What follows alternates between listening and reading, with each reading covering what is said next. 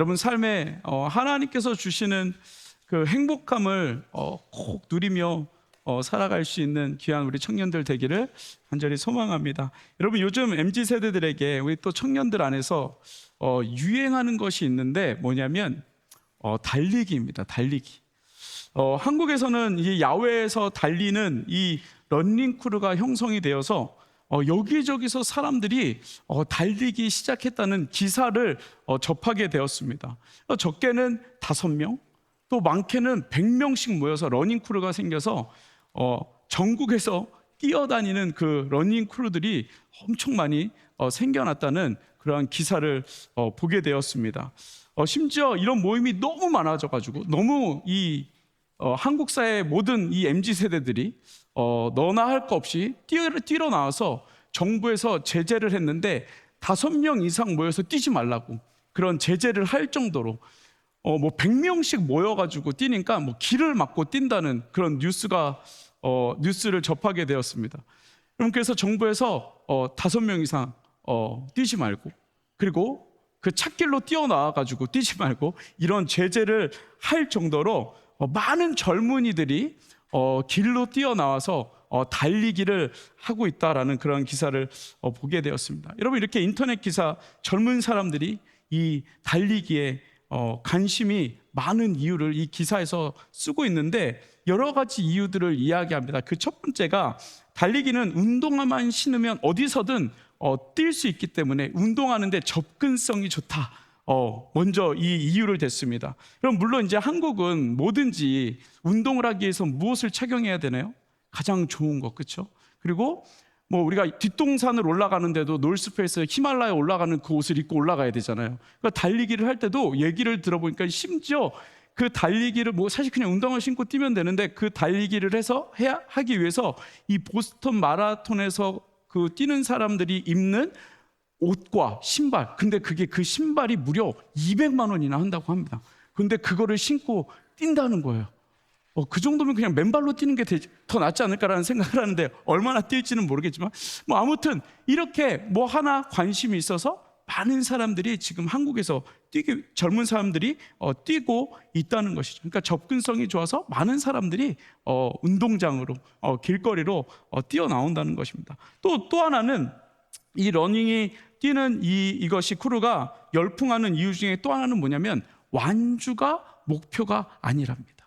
물론 우리가 뭐 10km, 뭐 5km, 3km, 1km, 100m 뭐 이렇게 약간 목표를 정해놓고 뛰기는 하지만 그것이 목적이 아니라 우리가 그것을 뛰면서 땀을 흘리면서 그리고 그것의 성취감을 느끼면서 거기에 어떤 가치를 느낀다고 합니다. 그래서 많은 젊은이들이 그 러닝 클럽으로 나온다는 것이죠. 여러분 그리고 이 러닝 달리기를 할 때 뛰면서 뛰는 만큼 뭐 기쁨도 있지만 무조건 뛰어야 되는 것이 아니라 저는 사실 이 부분이 가장 좋은 부분이었는데 뛰다가 숨 차면 어떻게 해요? 걷고 뛰다가 숨 차면 걷고 뛰다가 숨 차면 걷고 이렇게 좀 편하게 뛸 수 있는 그러한 목표를 지향한다고 합니다. 그래서 저는 사실 달리기를 잘 못하거든요. 저는 그래서 사실 걷는 거를 되게 좋아하는데 아무튼 이렇게 뛰다 걷다 할 수 있는 그런 룸이 있어서 누구나 좀 편하게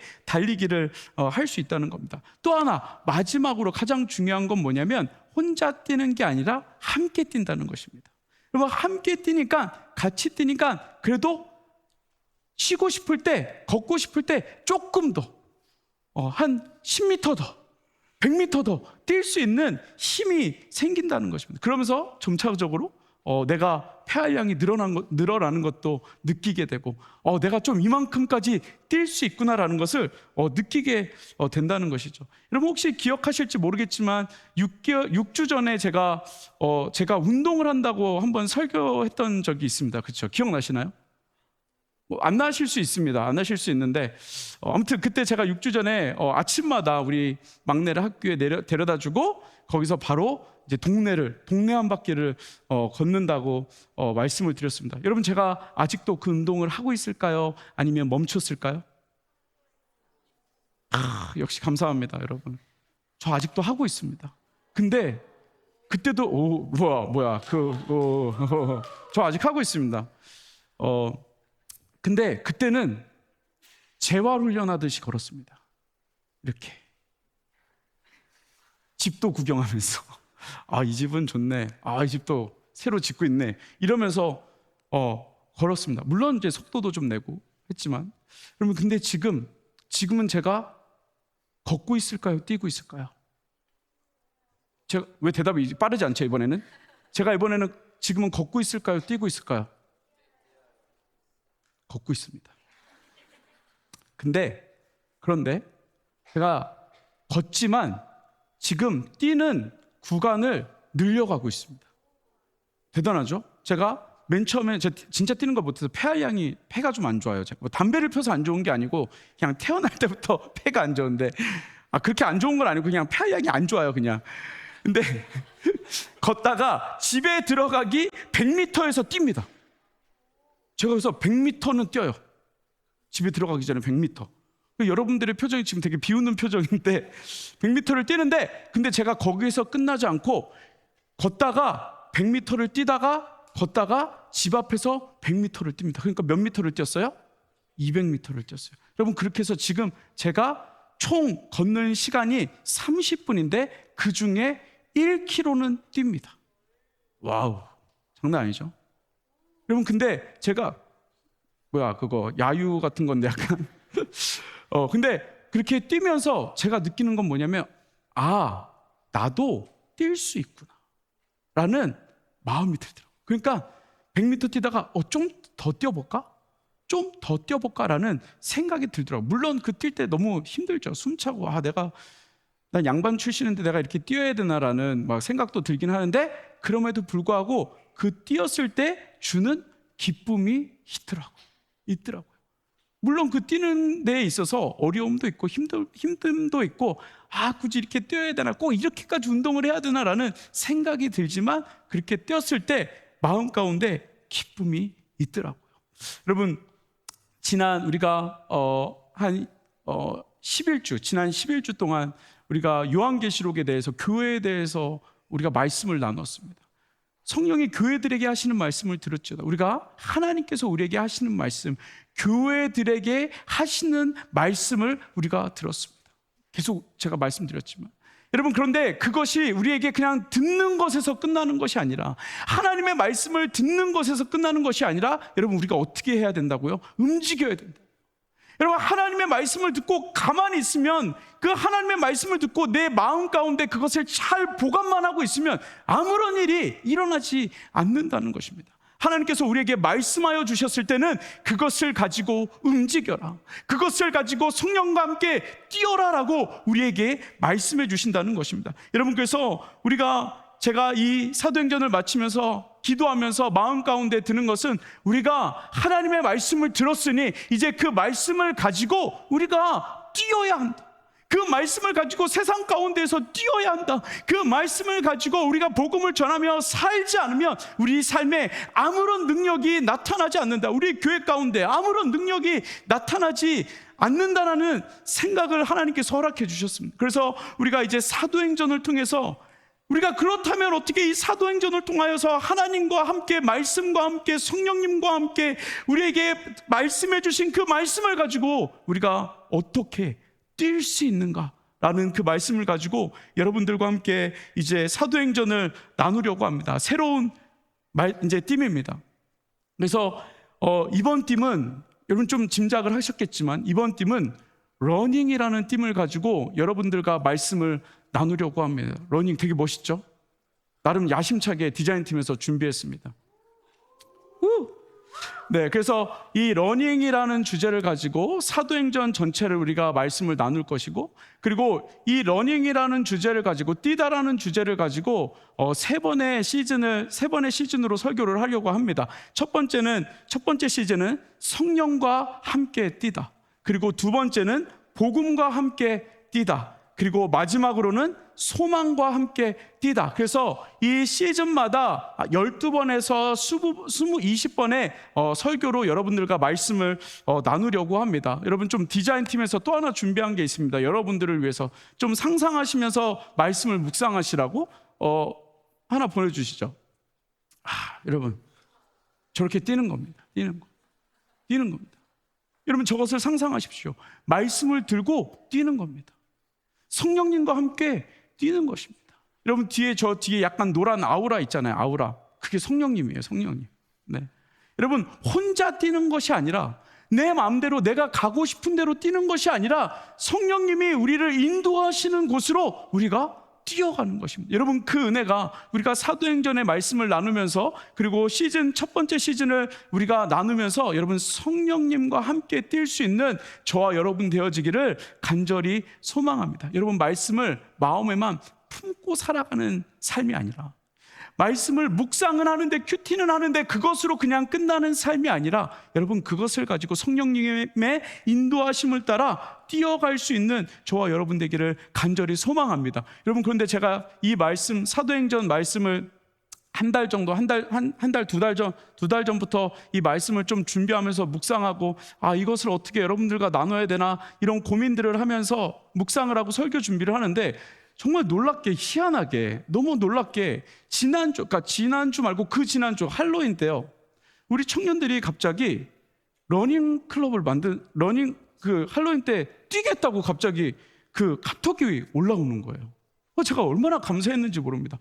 나는 기도만 했을 뿐인데 우리 청년들은 이미 그것을 알고 뛰러 나가는 거예요.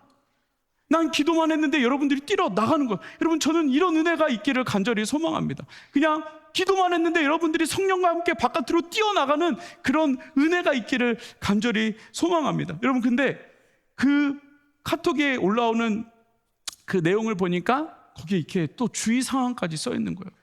열심히 뛰고, 건전하게 뛰고, 그 다음에 뛰고 나서 술 먹지 않고, 담배 피지 않고, 금전거래하지 않고, 그리고 나중에 끝나고 보바 먹고 싶은 사람들만 모이겠습니다. 이렇게 또 아름답게 주의사항까지 올려주셨더라고요. 그래서 여러분, 저도 나가서 뛰었습니다.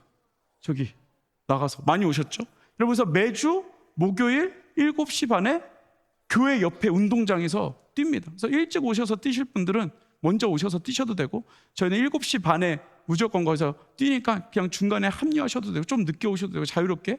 여러분, 그래서 뛰면서 우리에게 하나님께서 무엇을 가지고 뛰게 하시나 고민하며 함께 걸어갈 수 있는 저와 여러분 되기를 간절히 소망합니다. 여러분, 그래서 우리가 이 러닝이라는 주제를 가지고, 이 사도행전의 묵상을 가지고, 이 시대 교회들이, 이 시대 하나님이 원하시는 믿음의 성도들이, 우리 교회가, 우리 청년이 어떻게 뛰어야 하는가, 어떻게 무엇을 하나님이 우리에게 말씀해 주시는가, 성령님의 인도하심을 받아 어떻게 우리가 살아갈 것인가, 이 마지막 시대를 우리가 어떻게 하나님의 나라를 이루어 갈 것인가, 또 하나님이 이 마지막 시대에 우리에게 어떠한 말씀을 하시는가, 무엇을 향해 나아가야 되는가, 누구와 함께 뛰어가야 되는가, 우리가 함께 묵상하며 나아가는 시간 되어지기를 간절히 소망합니다. 여러분께서 오늘 사도행전 처음 시간인데 사도행전을 소개하고,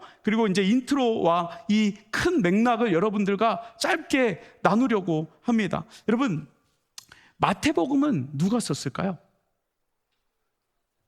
마태복음은 누가 썼을까요? 마태가 썼습니다. 놀랍죠? 마태복음은 마태가 썼어요. 마가복음은 누가 썼을까요? 마가. 그럼 누가복음은 누가 썼을까요? 누가. 그러면 여러분, 요한복음은 누가 썼을까요? 누가 썼어요? 왜 잠깐 자신이 없어요? 요한복음은 누가 썼어요? 요한이 썼어요. 여러분, 그럼 사도행전은 누가 썼을까요? 사도세자가 쓴 거잖아요. 사도세자가. 아니에요? 여러분, 뭐라고? 나 그래도 할 거야. 계속 이렇게 할 거야. 나 계속 이렇게 할 거예요. 그러면 사도행전은 누가 썼냐면 누가가 썼습니다. 누가가. 그러니까 우리가 사도행전을 볼 때 꼭 무엇을 봐야 하냐면, 누가복음을 같이 보면 이 사도행전과 누가복음을 통해서 누가가 무엇을 말하려고 하는지를 우리가 알 수 있습니다. 여러분, 그래서 우리가 사도행전을 우리가 말씀으로 나눌 건데, 여러분 꼭 누가복음도 같이 읽어 가시면, 왜 누가가 이렇게 썼는지를 좀 더 많이 이해할 수 있게 됩니다. 여러분, 그렇다면 우리가 먼저 알아야 될 것은 무엇이냐면 이 누가가 어떤 사람인지를 함께 알 필요성이 있습니다. 여러분, 누가는 어떤 사람일까요? 여러분, 누가는요, 예수님의 제자가 아니었습니다.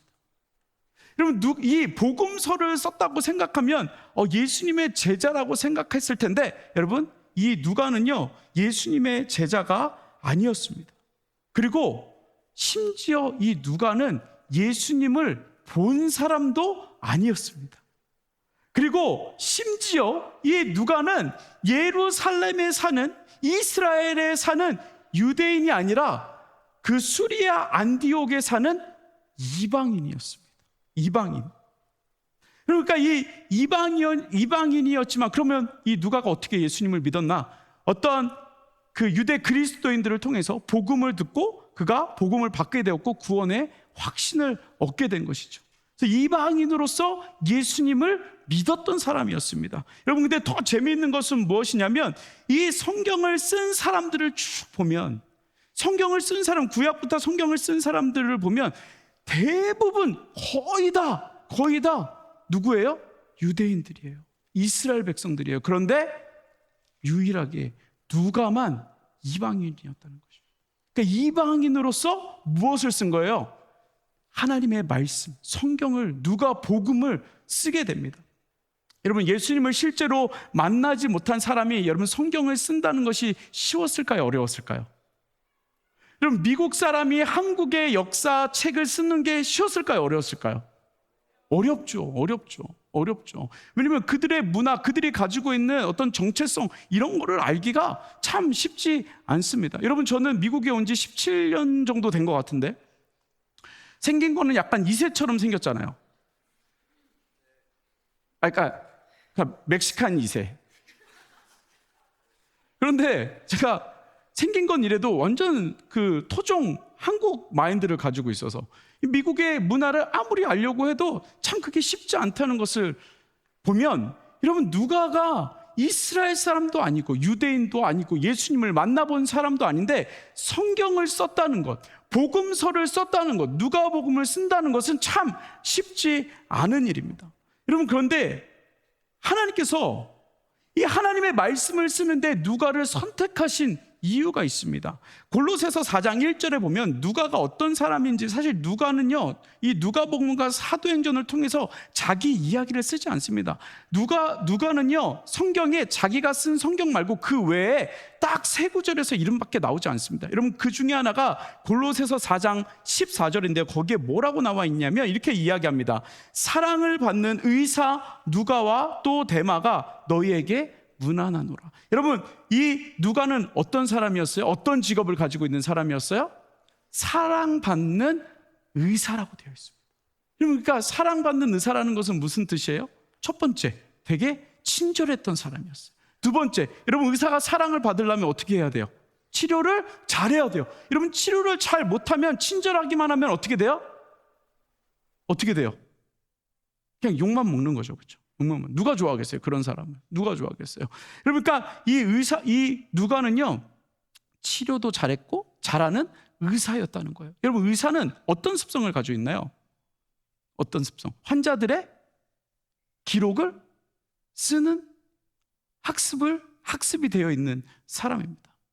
그러니까 이 환자가 어떠한 환자인지 그것을 이렇게 쓰는 그 습관을 가지고 있는 사람입니다. 여러분, 그 그리스에 가보면 고린도에 박물관이 있는데 히포크라테스가 연구했던 그 흔적들이 남아있는 유물들이 거기 고린도에 있는 박물관에 있습니다. 그래서 이 다리의 모양, 코의 모양, 그 눈의 모양, 이런 모양, 팔의 모양, 이런 것들이요, 거기에 이렇게 전시가 되어 있습니다. 그러니까 그 치료했던 것들을 뭐 신에게 제사를 드리며, 아무튼 그런 박물관들이 거기 나와 있는데, 여러분, 그런 기록들이 수천 년 전 기록들이 아직도 남아 있는 것을 보면 그때 의사들도 기록을 참 잘했다는 것을 우리가 알 수 있습니다. 여러분, 이 의사 누가도 이방인이었지만 예수님의 복음을 받고 그 예수님의 은혜가 얼마나 큰지, 구원의 기쁨이 얼마나 큰지 예수님에 대해서 더 알아야 되겠다는 그 마음을 가지고 이 누가가 어디로 오냐면, 어디로 올까요? 예루살렘으로 옵니다.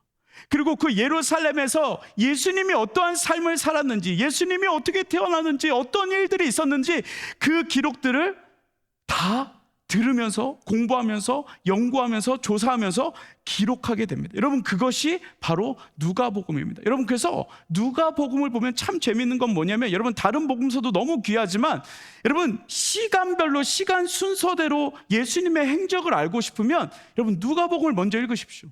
물론 마가복음이 더 먼저 쓰여지기는 했지만 누가복음을 읽으면 예수님의 행적이 시간대로 써 있는 것을 보게 됩니다. 지역도 예수님이 움직이는 그 지역 순서대로 써 있는 것을 보게 됩니다. 여러분, 이 누가는요, 예수님의 행적, 예수님이 어떤 곳에서 어떤 일을 하셨는지, 그리고 그 다음에 어떤 곳에서 어떤 일을 하셨는지, 그런 것들을 순서대로 나열하고 있는 것을 볼 수 있습니다. 그러니까 예루살렘에서 예수님이 어떠한 삶을 살았는지, 예루살렘에서 예수님은 어떠한 분이신지 그 문화를 이해하고 터득하고 공부했던 사람이 바로 이 누가였다는 것입니다. 여러분, 그래서 이 복음서에 예수님에 대해서 누가복음에서 어느 복음서보다 이 누가복음이 훨씬 더 예수님에 대해서 더 자세하게, 어린 시절까지, 그리고 이 침례 요한을 만나는 그 모든 과정까지 누가복음은 순서대로 나열하고 있는 것을 우리가 볼 수 있습니다. 여러분, 이것이 무슨 의미일까요? 누가는 예수님을 알기 위해서 영적인 것뿐만 아니라 예수님에 대해서 열심히 연구하고 공부했다는 사람입니다. 공부했다는 것입니다. 여러분, 신약 성경에 보면 예루살렘이라는 단어가 188번이 나옵니다. 그런데 103회가 103번이 어디서 나오냐면 누가복음과 사도행전에서 나옵니다. 다 누가가 썼잖아요, 그렇죠? 그게 벌써 누가복음과 사도행전이 합치면 51장인데요. 거기에 무려 이 예루살렘이라는 단어가 103번에 걸쳐서 나옵니다. 그런데 누가복음에 39번, 그리고 사도행전에 64번이 나옵니다. 여러분, 그러니까 이 누가라는 사람은요, 예수님을 알기 위해서 예루살렘에 대해서 많은 것들을 공부하고 그곳에서 많은 시간들을 보냈다는 것을 우리가 이 누가복음과 사도행전을 통해서 알 수 있다는 것입니다. 여러분, 그렇다면 왜 누가가 그렇게 열심히 예수님에 대해서, 그렇게 열심히 예루살렘에 가서 그 예루살렘이라는 이야기를 그렇게 많이 하면서 왜 이 복음서를 쓰게 되었을까? 왜 누가복음, 사도행전을 쓰게 되었을까? 왜 그렇게까지 고생하면서, 사실 이방인이 예루살렘에 들어가는 거 쉬운 일이 아니잖아요. 왜냐하면 유대인들은 이방인들을 멸시했기 때문에. 그럼에도 불구하고 예루살렘에 가서 누가가 연구를 합니다. 여러분, 왜 그랬을까요? 왜 그렇게 열심을 가졌을까요? 왜 예수님에 대해서, 예수님의 행적에 대해서, 왜 복음에 대해서 그렇게 열정을 가졌을까요? 왜냐하면 이유는 딱 한 가지입니다. 그 복음이 나의 삶을 변화시켰기 때문에 그렇습니다. 여러분, 여러분들의 삶이 복음 때문에, 예수님 때문에, 예수님의 십자가 때문에 여러분들의 삶이 변화되어지고 있으십니까? 여러분, 그 복음을 세상 가운데 전하고 뛰어나가고 싶은 그 마음이 있으십니까?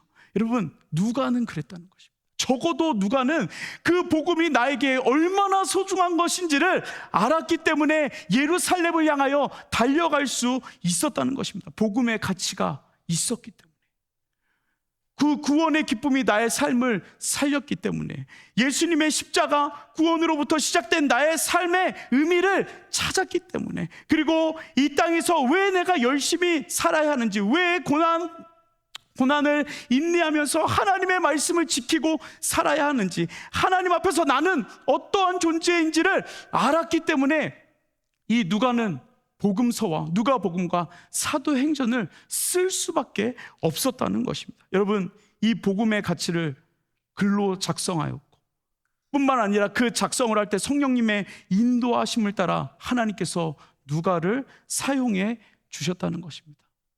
여러분, 하나님께서 여러분들을 그렇게 사용할 수 있는 저와 여러분 되기를 간절히 소망합니다. 여러분, 어떤 사람에게요? 복음의 가치를 아는 사람에게, 구원의 가치를 아는 사람에게, 그것을 가지고 성령님의 인도하심을 따라 살아가는 사람들을 하나님께서 성령과 함께 뛰게 하신다는 것입니다. 여러분, 그렇다면 이 누가복음, 예수님의 행적을 쓰고 그 다음에 이어서 오늘 본문으로 우리가 나누게 되는 이 사도행전, 여러분, 이 사도행전을 쓰게 된 계기들이 있습니다. 그리고 이 사도행전을 우리가 볼 때 좀 힘들어하는 것이 하나 있습니다. 뭐냐면, 여러분, 복음서는 그냥 복음서라고 쳐져요. 예수님에 대해서, 예수님의 행적에 대해서, 그리고 복음이 무엇인지, 구원이 무엇인지, 예수님의 십자가가 무엇인지를 쫙 나열하고 있는데, 여러분, 사도행전을 읽을 때 여러분, 사도행전 뭐 때문에 가장 힘드신가요? 사도행전을 읽기는 하셨죠? 읽어보셨죠? 여러분, 사도행전 읽을 때 제일 힘든 게 뭐예요? 내연아, 사도행전 읽을 때 제일 힘든 게 뭐야? 도시가 엄청 많이 나와요. 여러분, 또 사도행전 읽을 때 힘든 게 뭐죠? 어떤 사람은 1차, 2차, 3차 전도여행이라고 말해. 근데 또 어떤 데 갔더니 1차, 2차, 3차, 4차 전도여행까지 있다고 얘기해.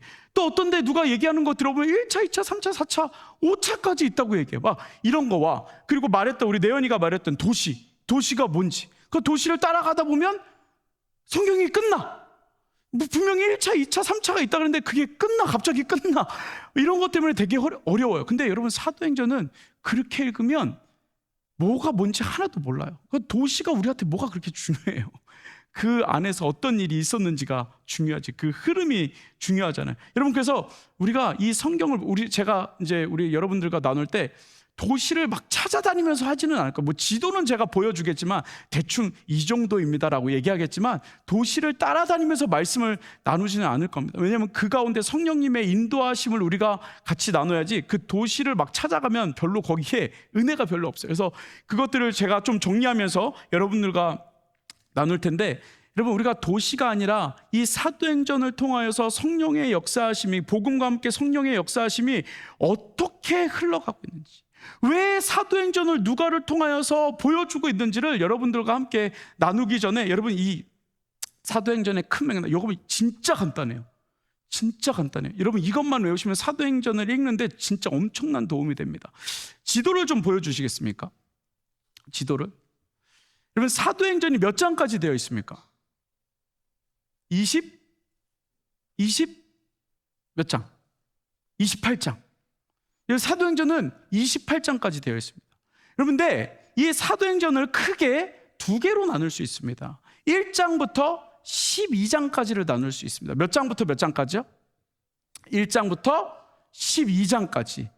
여러분, 1장부터 12장까지는 어디를 중심으로 사역이 진행되냐면, 밑에 보시는 예루살렘, 이스라엘 지역과 예루살렘, 네모칸 지금 쳐진 곳 있죠. 여러분, 그곳에서 그 지역을 중심으로 사역이 움직입니다.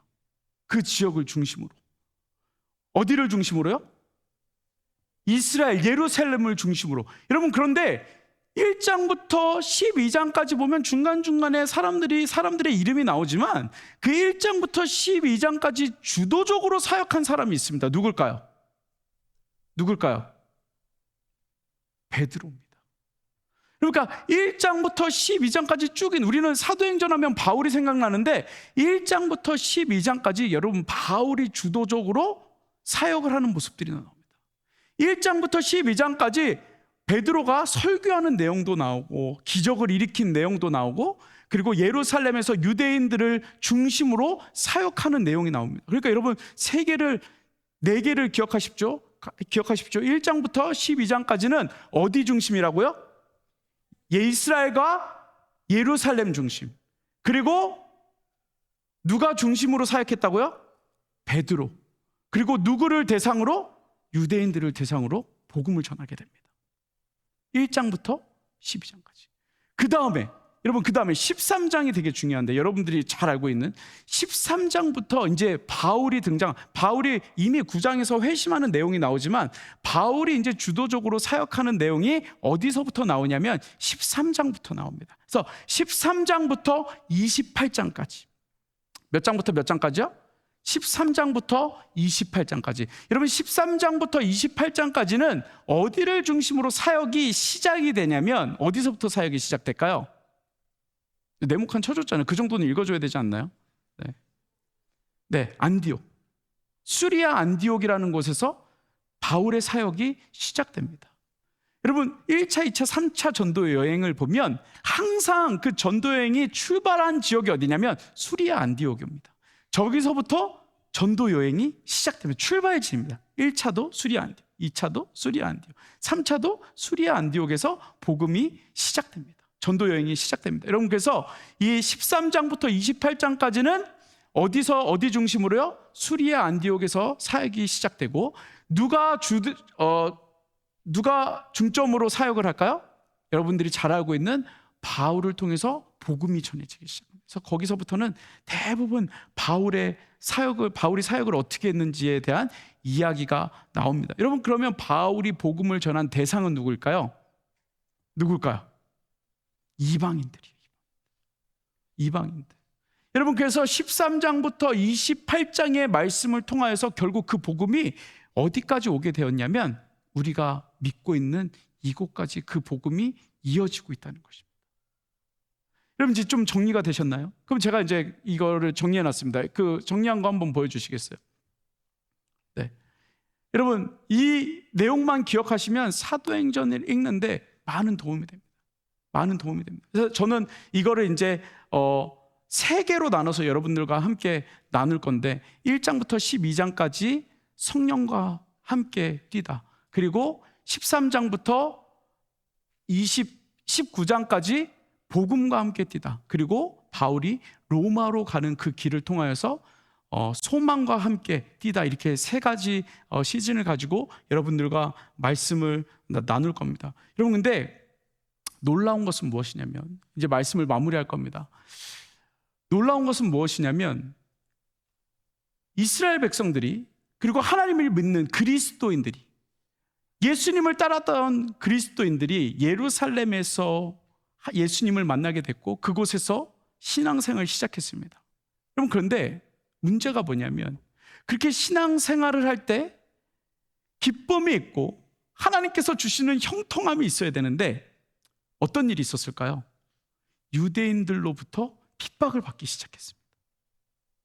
예수님을 믿는다는 그 이유로 십자가에 달리신 그 예수님을 믿는다는 이유로 예수님이 인간의 죄를 용서하셨다라는 그것을 믿는 그 이유로 유대인들이 핍박하기 시작했습니다. 여러분 그 핍박을 받은 그리스도인들이 흩어지기 시작했습니다. 여러분 그런데 놀라운 건 무엇이냐면 그 고난을 받으며 그리고 그 신앙을 지키며 살아가는 그들의 삶을 통하여서 복음이 전파되어지기 시작했다는 것입니다. 여러분 근데 그냥 복음이 전파되어진 것이 아니라 하나님께서 예수님께서 사도행전 1장 8절을 통해서 뭐라고 말씀하셨어요?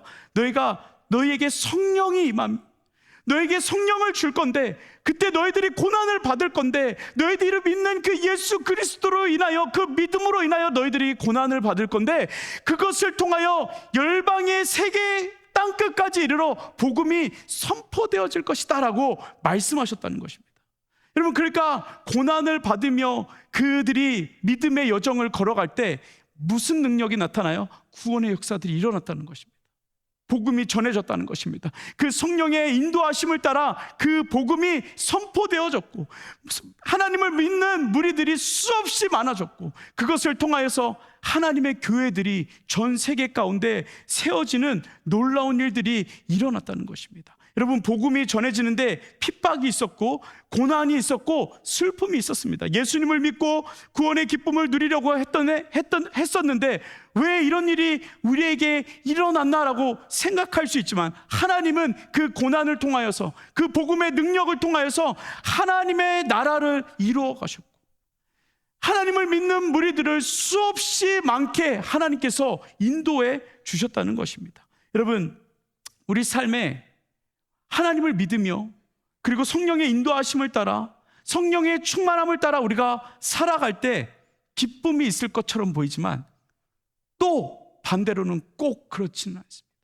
그러나 하나님께서 고난을 허락하여 주시는 그것을 통해서 복음을 따라 살아가는 그리고 성령의 인도하심을 따라 살아가는 그 여정 가운데 우리 삶에 어려움이 있지만 그것을 통하여서 하나님의 나라가 이루어지고, 여러분들의 삶을 통하여서 많은 영혼들이, 하나님을 알지 못하는 영혼들이 하나님께 나오는 놀라운 일들이 일어난다는 것입니다. 여러분, 그 은혜로 우리가 성령님의 인도하심을 따라 복음을 가지고 뛰어나아갈 수 있는, 복음과 함께 뛸 수 있는, 성령님과 함께 뛸 수 있는 저와 여러분들의 삶이 되어지기를 간절히 소망합니다. 여러분, 우리 삶에 복음을 가지고 살아간다는 것, 성령을 가지고 살아간다는 것, 우리에게 큰 은혜입니다. 그런데 고난이 따라옵니다. 그런데 그 성령의 능력은 우리에게 어떤 은혜를 주시냐면, 그 고난을 아무렇지도 않게 뛰어넘을 수 있는 은혜를 주신다는 것입니다. 우리 인생에 고난은 있습니다. 그 고난은 피해갈 수 없습니다. 여러분, 근데 그 세상 사람들은 그것을 가지고 내 삶의 저주가 임했다, 내 삶은 너무 괴로워, 내 삶은 너무 우울해라고 말하지만, 여러분, 그곳에 성령님이 있는 삶은 그 고난을 넉넉히 이길 수 있는, 그 고난을 믿음의 고백으로 바꿀 수 있는 은혜가 있다는 것입니다. 저는 여러분들과 이 사도행전을 묵상하면서 이런 은혜가 있기를 소망합니다. 남이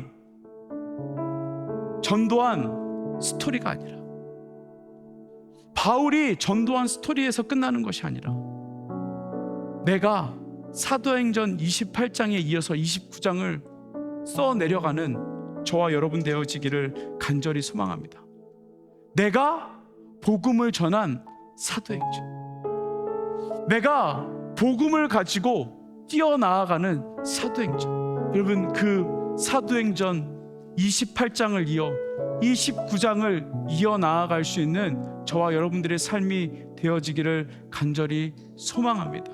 여러분, 성령이 임재하심이 있으면 복음을 가지고 살아가는 것 좀 불편하고 힘들지만, 여러분, 그것을 견딜 수 있는 힘을 성령님께서 허락해 주실 것이고, 그리고 그것을 가지고 뛰어나아갈 때 성령님께서 우리보다 앞서 일하여 주실 것이고, 그리고 우리가 성령님과 함께 뛰면 조금 숨이 찰 수 있지만, 조금 쉬고 싶지만, 마지막에 내가 1km를 뛰었구나, 내일은 1.1km를 뛸 수 있겠구나.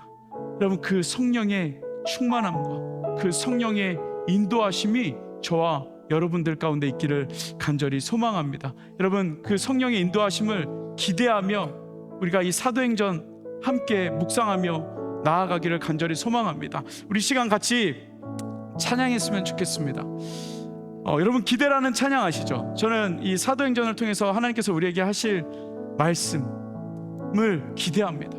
여러분, 그런데 혼자 기대하는 것이 아니라 여러분들 같이 기대했으면 좋겠습니다. 오늘 이 사도행전을 묵상하면서 우리 열린 목자님들도 그리고 다른 우리 목자님들도 함께 사도행전을 이미 한 달 전부터 읽기 시작했습니다. 그리고 묵상을 같이 나누었습니다. 여러분, 우리가 함께 뛰는 사도행전, 함께 묵상하는 사도행전. 여러분, 그래서 하나님께서 이 시대에 사도행전이 그 초대교회에서 끝난 것이 아니라, 바울에게서 끝난 것이 아니라 우리의 삶을 통해서 계속 이어져 가는 사도행전, 여러분, 그 시대가 지금도 이어지기를 간절히 소망합니다. 여러분, 기대라는 찬양 우리 같이 하시면서 찬양하면서, 주 안에 우리 하나 모습은 달라도 예수님 한 분만 바라보며 나아갈 수 있는, 여러분, 그 기대가 저와 여러분들 가운데 있기를 간절히 소망합니다. 우리 같이 고백합니다. 주 안에 우리 하나, 주 안에 우린 하나, 모습은 달라도 예수님 한 분만 말하네. 사랑과 선행으로 서로를 격려해 따스함으로 거듭어가니, 주님 우리 안에 함께 형제 자매의 기쁨과 슬픔, 내 안에 있는 주님 모습 보내 기쁜 기뻐하며 하시네. 기쁜 기뻐 주님 주님을 통해 계획하시니 부족한 입술로 찬양하게 하신 주님 우리를 통해 주님을 통해 계획하시니 너를 통해